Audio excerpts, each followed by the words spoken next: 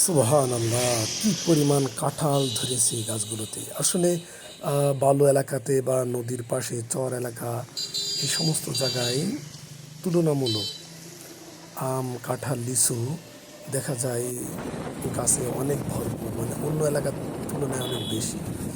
এটা অবশ্যই আল্লাহ তাআলার বিশেষ রহমত। বিশেষ করে আমাদের বাংলাদেশের বিচিত্রময় এলাকায় বিভিন্ন ধরনের ফল, এই যে ফ্রুট এগুলো তো খাড়া আছে। দেখেছেন, সব অবস্থায় করে দেখেছেন। ন্যাচারাল সৌন্দর্যের একদম সুন্দর ভিডিও ক্যামেরা। এই যে লিচু লিচু লিচু যদি আমরা চুরি করে রাত্রি খাই যাই, আমাদের ধরবে?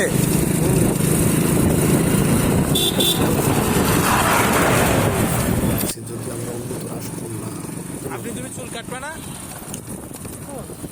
দর্শক, এটা দেখতে পাচ্ছেন কুমারখালী ব্রিজ। এটা গড়াই নদীর উপর দিয়ে চলে গেছে। আমি তাহলে রুমে শুতে পারবো, ঘুমাতে পারবো। বিকাল টাইম বিশেষ করে ভিড় করে এবং স্থানীয় অনেকে আসেন দেখতে, একটু সময় পার করার জন্য আর প্রকৃতি সৌন্দর্য দেখার জন্য এই ব্রিজে আছে। আপনারাও চাইলে আসতে পারেন, এখানে দেখতে পারেন, ঘুরতে পারেন, অনেকটাই ভালো লাগে। আমরা অবশ্যই বাইকে করে একটু গ্রামের দিকে ঘুরতেছি, গ্রামগঞ্জ এলাকাতে ঘুরতেছি।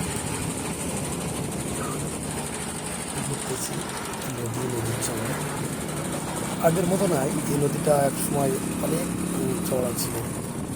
অবশ্যই নদী ভেঙে এক সাইড থেকে চর উঠতে উঠতে একটা বিলীন হয়ে গেছে সেই আগের। এখন ভিডিওর মুড নেই। চতুর্থ সাইডে যেমন নদীর পাশে গাছপালা, অনেকটা সৌন্দর্যমূলক জায়গা। গাছগুলো দেখা যাচ্ছে, এগুলো সব অধিকাংশ আমের গাছ, এগুলি সব আম গাছ। দর্শক, আপনারা চাইলে আসতে পারেন এই জায়গাটা, বিশেষ করে বিকাল টাইমে।